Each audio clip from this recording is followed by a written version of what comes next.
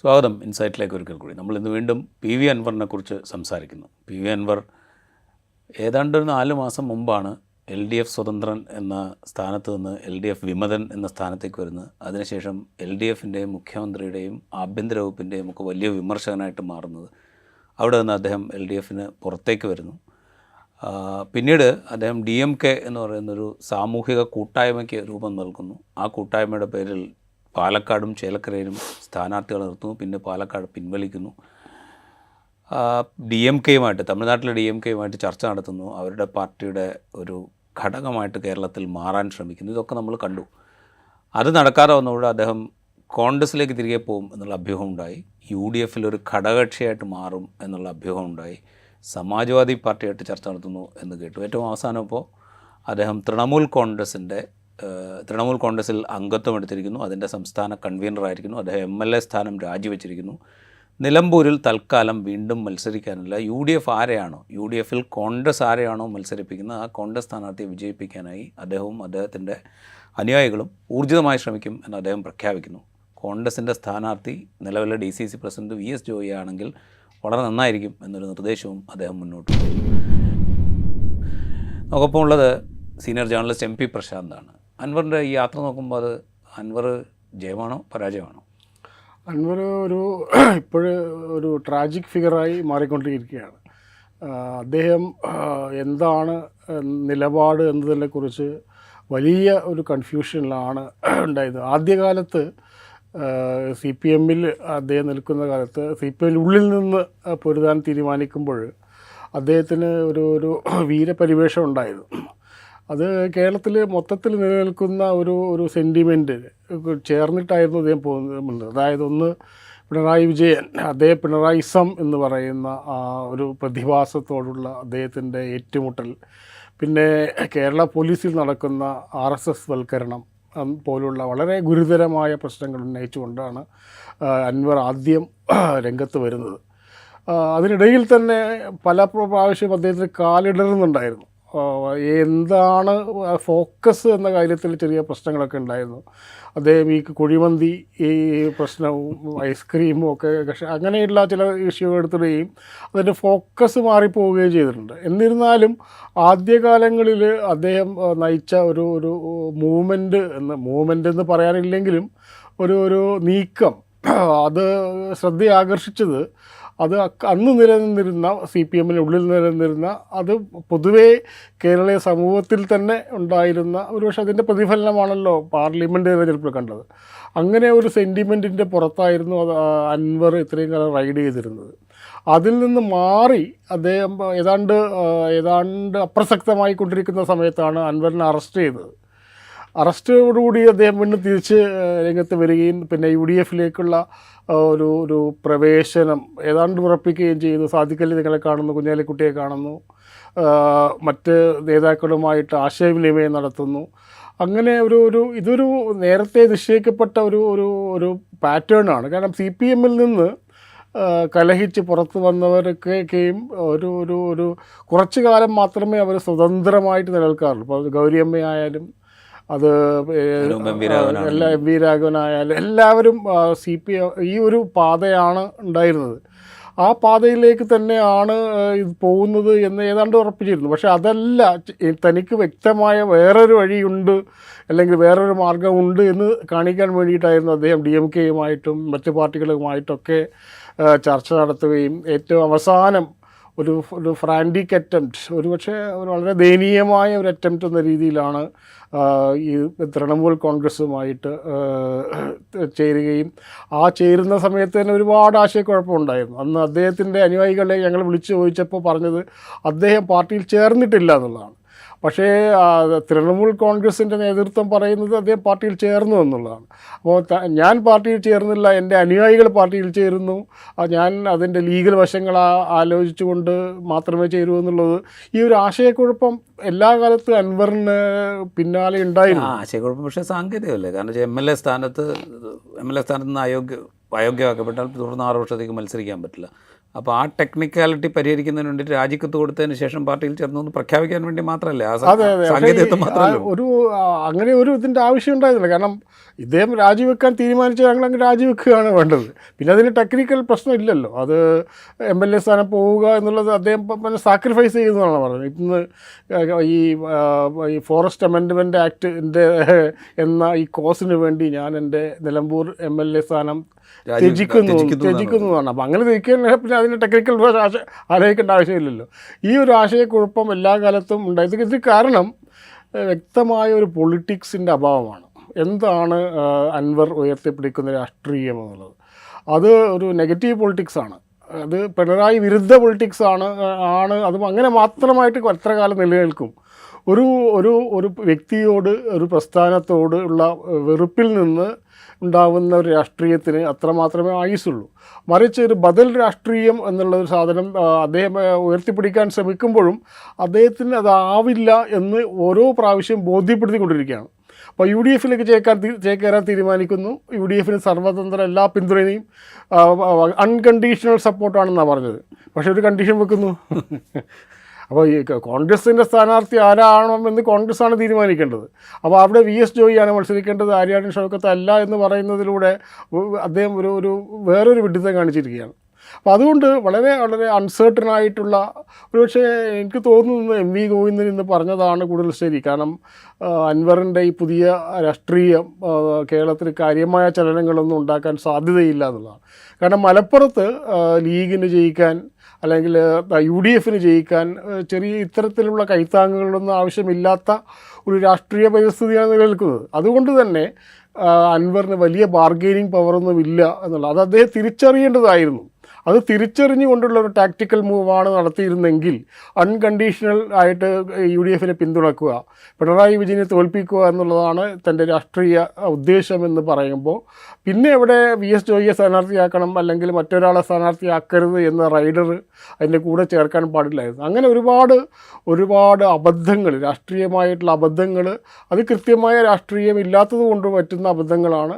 അതുകൊണ്ട് തന്നെ 1-2 ദിവസത്തെ ചർച്ചയ്ക്ക് ശേഷം ഇത് അപ്രസക്തമാവുമെന്നാണ്. അത് പറയുമ്പോഴേ ഞാൻ ചോദിച്ചോട്ടെ, ഇപ്പോൾ അൻവർ ഈ LDF നിന്ന് പുറത്തു വരാൻ തീരുമാനിക്കുമ്പോൾ ഉന്നയിക്കുന്ന വിഷയങ്ങൾ, അത് ഇപ്പോൾ ADGP MR അജിത് കുമാറിനെതിരായിട്ടുള്ള ആക്ഷേപങ്ങൾ, പോലീസിലെ RSS വൽക്കരണമോ അല്ലെങ്കിൽ ഹിന്ദുത്വ വൽക്കരണമോ ഇതൊക്കെയായിരുന്നു. ഇതിനൊരു കോൺസ്റ്റിറ്റ്യുവൻസി ഉണ്ട്, അൻവർ ഐഡൻറ്റിഫൈ ചെയ്തൊരു കോൺസ്റ്റിറ്റ്യുവൻസി ഉണ്ട്. അതിന് പുറമെ ഇപ്പോൾ അൻവർ ഈ വനനിയമ ഭേദഗതി ഉന്നയിക്കുന്നു, ഈ മലയോരത്ത് താമസിക്കുന്ന 1.5 കോടി ജനങ്ങളെക്കുറിച്ച് സംസാരിക്കുന്നു, മലയോര ജനതയുടെ വോട്ട് കൊണ്ട് ജയിക്കാവുന്ന 63 നിയമസഭാ മണ്ഡലങ്ങൾ കേരളത്തിലുണ്ട് എന്ന് പറയുന്നു. അതിലൊരു 22 എണ്ണമെങ്കിലും 6000-ൽ താഴെ വോട്ടിന് മാത്രമാണ് LDF കഴിഞ്ഞ തെരഞ്ഞെടുപ്പിൽ ജയിച്ചത് എന്ന് പറയുന്നു. അത് വേണമെങ്കിൽ UDF പിടിക്കാവുന്നതുള്ളൂ എന്ന് പറയുന്നു. അപ്പോൾ 2 കോൺസ്റ്റിറ്റ്യുവൻസിയെ ഒരേ സമയം അഡ്രസ്സ് ചെയ്യാൻ അൻവർ ശ്രമിക്കുന്നു. അതിൻ്റെ തുടർച്ചയിലാണ് VS ജോയിയുടെ പേര് പറയുന്നത്. കാരണം ആ ബെൽറ്റിലുള്ള, മലയോര ബെൽറ്റിൽ താമസിക്കുന്ന, ആ ബെൽറ്റിൽ സാമുദായികമായ കണക്കെടുത്താൽ ഏറ്റവും അധികം ഉണ്ട് എന്ന് കരുതപ്പെടുന്ന ക്രിസ്തീയ വിഭാഗങ്ങളുടെ ഒരു പ്രതിനിധി എന്നുള്ള നിലയ്ക്ക്. അപ്പോൾ ഈ 2 കോൺസ്റ്റിറ്റ്യുവൻസി അഡ്രസ്സ് ചെയ്യാൻ അൻവർ ശ്രമിക്കുമ്പോൾ അതെന്തെങ്കിലും ഇമ്പാക്റ്റ് ഉണ്ടാക്കുമോ?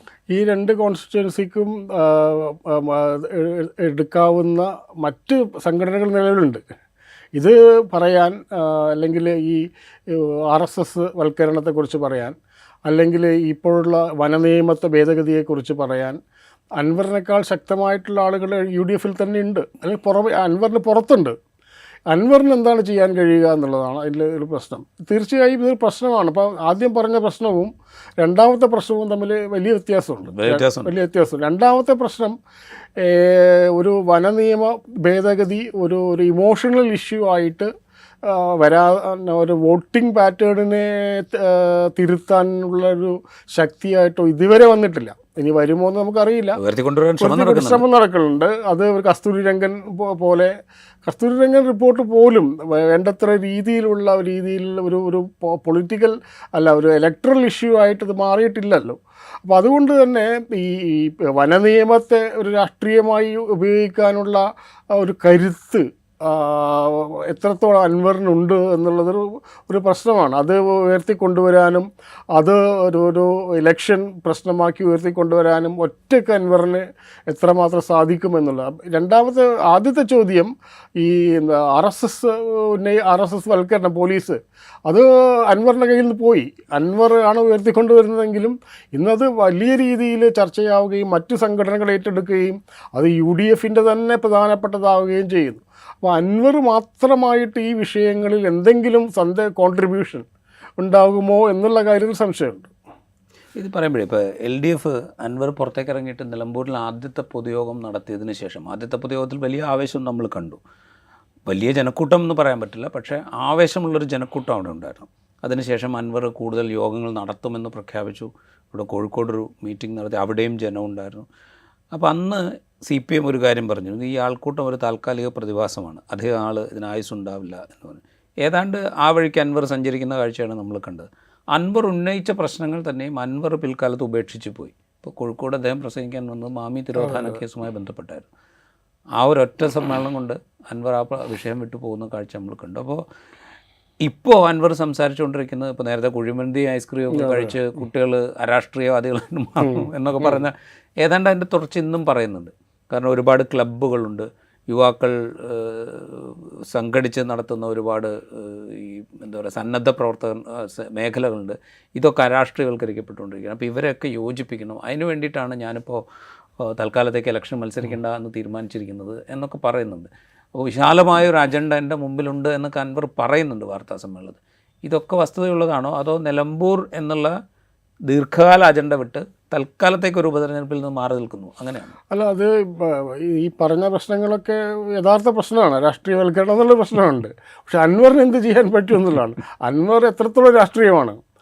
ഞാൻ നേരത്തെ ഉന്നയിച്ച പ്രശ്നം അതാണ്. അൻവർ എത്രത്തോളം പൊളിറ്റിക്കലാണ് എന്ന ചോദ്യമുണ്ട്. അൻവറിൻ്റെ രാഷ്ട്രീയം എന്താണ്? അൻവർ ഉയർത്തിക്കൊണ്ടുവരുന്ന രാഷ്ട്രീയം എന്താണ്? അതിൻ്റെ ബേസ് എന്താണ്? ഇപ്പോൾ പിണറായി സത്തിനെതിരെയുള്ള പോരാട്ടം എന്നത് ഒരു താൽക്കാലിക പ്രതിഭാസമാണ്. ആ ഒരു സാധനം വെച്ചുകൊണ്ട് എത്ര മാത്രം മുന്നോട്ട് പോകാൻ പറ്റും? ഇപ്പം വർദ്ധിച്ചു വരുന്ന ക്യാമ്പസുകളിലെ രാഷ്ട്രീയത, അല്ലെങ്കിൽ നമ്മുടെ കൂട്ടായ്മകളിൽ സംഭവിക്കുന്ന രാഷ്ട്രീയവൽക്കരണം, അതിന് ബദലായിട്ട് അൻവർ എന്താണ് പറയുന്നത് എന്നതൊരു ചോദ്യമുണ്ട്. അപ്പോൾ ആ ഒരു പ്രശ്നം ഉന്നയിക്കുന്നുണ്ട്. ആ ഒരു പ്രശ്നത്തിൽ അതിൻ്റെ ഒരു ഭാഗമാവുകയാണ് അൻവർ ചെയ്യുന്നത്. വാസ്തവത്തിൽ അൻവറിന് ഒരു പൊളിറ്റിക്കൽ അജണ്ട ഇല്ലാത്തതിൻ്റെ പ്രശ്നമാണ്. വാസ്തവം അദ്ദേഹം പറയുന്ന പ്രശ്നത്തിന് അദ്ദേഹത്തെ തന്നെ ബാധിക്കുന്നു എന്നുള്ളൊരു പ്രശ്നമാണ് ഉണ്ടാവുന്നത്. കാരണം ഇതിന് ബദലായിട്ട് CPMന് ബദലായിട്ട് പിണറായിസത്തിന് ബദലായിട്ട് ഒരു ജനകീയ ഒരു കൂട്ടായ്മ ഉണ്ടാവാം. അത് താൽക്കാലിക പ്രതിഭാസമാണ്. ഒരു പിണറായി വിജയൻ അസ്തമിക്കുന്നതോടുകൂടി അത് ഇല്ലാതാവുന്ന പ്രതിഭാസമാണ്. അപ്പോൾ ഇതെല്ലാം ദീർഘകാല അജണ്ട എന്തെങ്കിലും അൻവറിനുള്ളതായിട്ട് എനിക്ക് തോന്നിയിട്ടില്ല. കാരണം അദ്ദേഹത്തിൻ്റെ തട്ടകത്തിൽ നിന്ന് വ്യത്യസ്തമായിട്ട് ഇപ്പോൾ നിലമ്പൂരിൽ ആര് മത്സരിക്കണം എന്നുള്ളതാണുള്ള പ്രൈം കൺസേൺ. അദ്ദേഹം പറഞ്ഞത് ആര്യാൻ ഷൗക്കത്ത് മത്സരിക്കരുത് എന്ന് പറയുമ്പോൾ ഉണ്ടാകുന്ന അത് ആ ഒരു ചെറിയ വൃത്തത്തിനപ്പുറത്തേക്ക് അൻവറിന് കടക്കാൻ കഴിയുന്നില്ല. ചോദിച്ചത് ഈ തൽക്കാലത്തേക്ക് നിലമ്പൂരിൽ നിന്ന് മാറി നിൽക്കുന്നു എന്ന് പറയുമ്പോൾ അവിടെ ഒരു ഉപാധി കൊണ്ടുവയ്ക്കുന്ന VS ജോയ് മത്സരിക്കട്ടെ എന്ന് പറയുമ്പോൾ അടുത്ത തെരഞ്ഞെടുപ്പിൽ ഒരുപക്ഷെ നിലമ്പൂരിലേക്ക് തനിക്കൊരു സ്ഥാനാർത്ഥിയായിട്ട് രംഗപ്രവേശനത്തിനൊരു അവസരം കിട്ടിയേക്കും എന്ന പ്രതീക്ഷയിലാണോ ഈ പറഞ്ഞത്? അതെ, ആ പ്രതീക്ഷ തന്നെയാണ് അദ്ദേഹം പാണക്കാട് പോകാനും പാണക്കാട് വഴി UDFിലേക്ക് കയറാനുള്ള ശ്രമം ഉണ്ടാവുന്നു. കുഞ്ഞാലിക്കുട്ടിയെ കാണുന്നു, ഇന്ന് സതീശനോട് മാപ്പ് പറയുന്നു, സ്വീകരിക്കുന്നു. പക്ഷേ അതിനുള്ള ഒരു കളം ഒരുങ്ങിയിട്ടില്ല എന്നുള്ളതാണ്. ഒരുപക്ഷെ സംശയത്തോടു കൂടിയാണ് UDFിലെ ഘടകകക്ഷികളും അൻവറിനെ കാണുന്നത് എന്നുള്ളതാണ്. കാരണം നമുക്കറിയാം, പാണക്കാട് തങ്ങളെ പോയി കണ്ട് അതിൻ്റെ പിറ്റേന്നോ ആണ് യൂത്ത് ലീഗ് പ്രവർത്തകൻ അവിടെ വദായി മനാഫിൻ്റെ കുടുംബം പോയി തങ്ങളെ കാണുകയും ഒരു കാരണവശാലും UDFിലേക്ക് എടുക്കരുത് എന്ന് പറയുന്നത്. അത് ആ മനാഫിൻ്റെ കുടുംബം മാത്രമാണ് പറഞ്ഞത് എന്ന് ഞാൻ കരുതുന്നില്ല. അവിടെയുള്ള മുസ്ലിം ലീഗിലെ ഒരു വിഭാഗത്തിൻ്റെ ഒരു പ്രതിനിധി കൂടി ആയിട്ടാണ് അദ്ദേഹത്തിൻ്റെ കുടുംബാംഗങ്ങൾ താതിക്കലി തങ്ങളെ കാണുന്നത്. അതുകൊണ്ട് അൻവറിനുള്ള ഏറ്റവും വലിയ ഭീഷണി നിലമ്പൂരിൽ നിന്ന് തന്നെയാണ്, അല്ലെങ്കിൽ മലപ്പുറത്തു നിന്ന് തന്നെയാണ്. അതിനെ അവഗണിച്ചുകൊണ്ട് അതിനെ ഓവർകം ചെയ്യുകയാണ് അദ്ദേഹം പ്രാക്ടിക്കലി ചെയ്യേണ്ടത്. അദ്ദേഹം അതിന് പകരം അദ്ദേഹം ശ്രമിക്കുന്നത് അവിടെ തന്നെ ഒരു പ്രശ്നം ഉണ്ടാക്കാൻ ശ്രമിക്കുകയാണ്. അവിടുത്തെ കോൺഗ്രസിനകത്ത് ഒരു പ്രശ്നം ഉണ്ടാക്കിയിട്ട് ആര്യാടൻ ഷൗക്കത്തിനെ മാറ്റി നിർത്തിയിട്ട് അങ്ങനെ അത് ഈ ഒരു ഘട്ടത്തിൽ തൻ്റെ കാര്യം തന്നെ വളരെ എന്താ പറയുക സന്നിഗ്ധാവസ്ഥയിൽ നിൽക്കുന്ന സമയത്ത് മറ്റൊരാളെ കൂടി പിടിച്ച് താഴ്ത്താൻ ശ്രമിക്കുമ്പോൾ ഉണ്ടാകുന്ന രണ്ടാളും കൂടി മുങ്ങിപ്പോകുന്നല്ലാതെ രക്ഷപ്പെടാനുള്ള മാതൃകകളില്ല. പ്രത്യക്ഷത്തിൽ CPM-നെതിരെയാണ് അല്ലെങ്കിൽ പിണറായി വിജയനെതിരെയാണ്, മുഖ്യമന്ത്രിക്കെതിരെയാണ് അൻവർ സംസാരിച്ചുകൊണ്ടിരിക്കുന്നത്. പക്ഷേ അൻവർ ഓപ്പറേറ്റ് ചെയ്യുന്നത് ഇപ്പുറത്തൊരു സ്പേസ് കിട്ടാൻ വേണ്ടിയിട്ടാണ്. ആ ഓപ്പറേഷൻ ഇപ്പോൾ ഉള്ള നിലവിൽ UDF ഉള്ള ഇപ്പം നിലമ്പൂർ മണ്ഡലത്തിൻ്റെ കാര്യം മാത്രമാണ് ഞാൻ പറയുന്നത്. UDF നിലവിൽ എന്തെങ്കിലും ഒരു സാധ്യത ഉണ്ടെങ്കിൽ ആ സാധ്യതയെ കുറച്ച് ഹിറ്റ് ചെയ്യുന്ന തരത്തിലാണോ? അത് കാരണം ആൻറ്റി പിണറായി വോട്ടുകൾ ആണല്ലോ ലക്ഷ്യം വെക്കുന്നത്. അത് എങ്ങനെ ഇപ്പോൾ ഞാൻ മനസ്സിലാക്കുന്നത് ഇപ്പോൾ UDF ഒരുപക്ഷെ ജയിക്കാനുള്ള സാധ്യത അവിടെ നിലമ്പൂരിലുണ്ട് എന്നുള്ളതാണ്. മൊത്തത്തിലുള്ള ഒരു രാഷ്ട്രീയ അവസ്ഥ വെച്ചുകൊണ്ട് അതിൻ്റെ മൈന്യൂട്ടായിട്ട് ഡീറ്റെയിൽസിലേക്ക് ഞാൻ പോയിട്ടില്ല, അതുകൊണ്ട് നമുക്കറിയില്ല എങ്ങനെയാണത് വർക്കൗട്ട് ചെയ്യുന്നത്.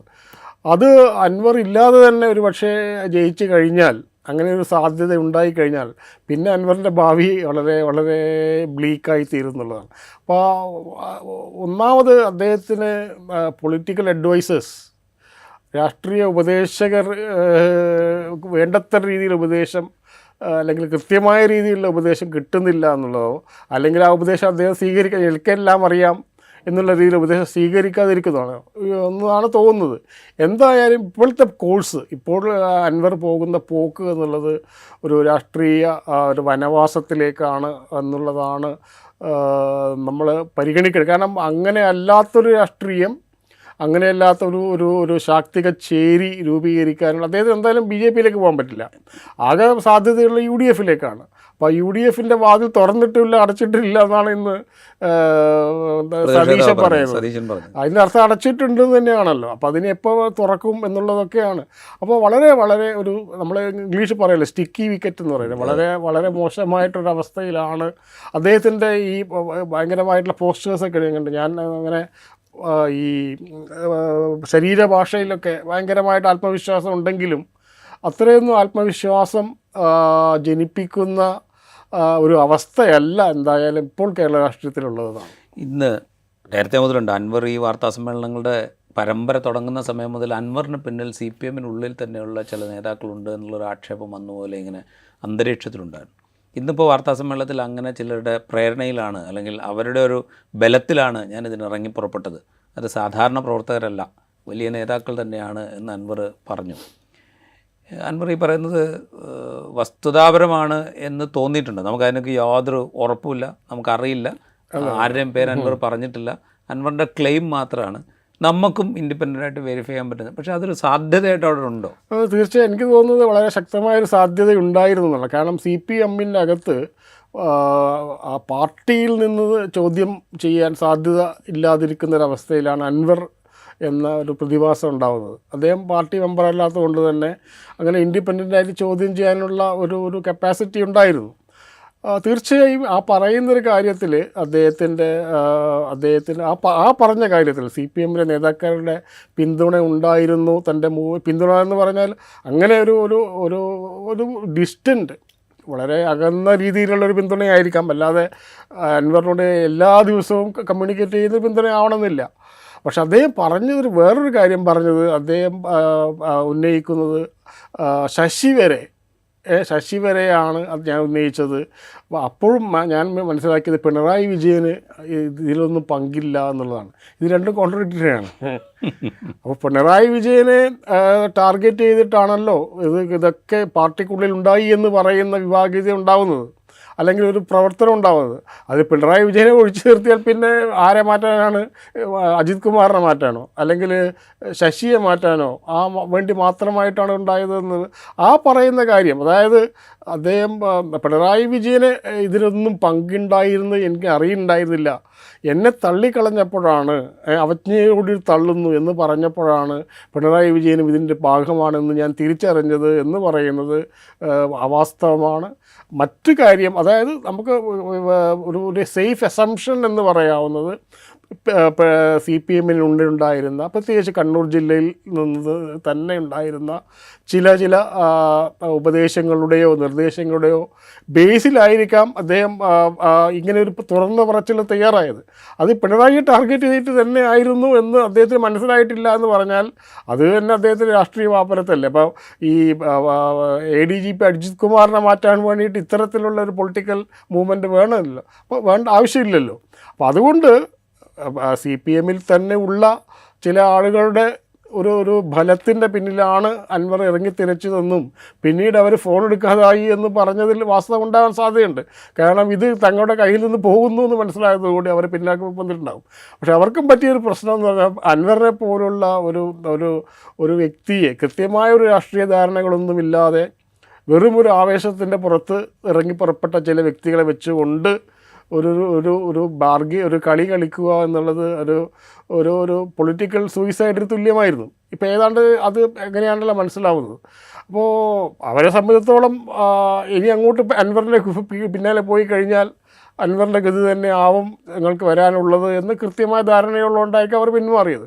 അതുകൊണ്ട് പറഞ്ഞത് ശരിയാവാനാണ് സാധ്യത എന്നാണ് എനിക്ക് തോന്നുന്നത്. ഞാൻ അവസാനമായിട്ടൊരു കാര്യം ചോദിക്കാം, തൃണമൂൽ കോൺഗ്രസിൻ്റെ ഒരു പ്ലാൻ എന്തായിരിക്കും? തൃണമൂൽ കോൺഗ്രസ് വലിയ പ്ലാൻ ഉണ്ട് എന്നൊക്കെ ചില പത്രങ്ങളൊക്കെ റിപ്പോർട്ട് ചെയ്യുന്നുണ്ട്. അതായത് ഇപ്പോൾ മഹുവ മൊയ്ത്രയ്ക്കും സുഷ്മിതാ ദേവിനും ഇതിൻ്റെ ചുമതല കൊടുത്തിട്ടുണ്ട് കേരളത്തിൻ്റെ.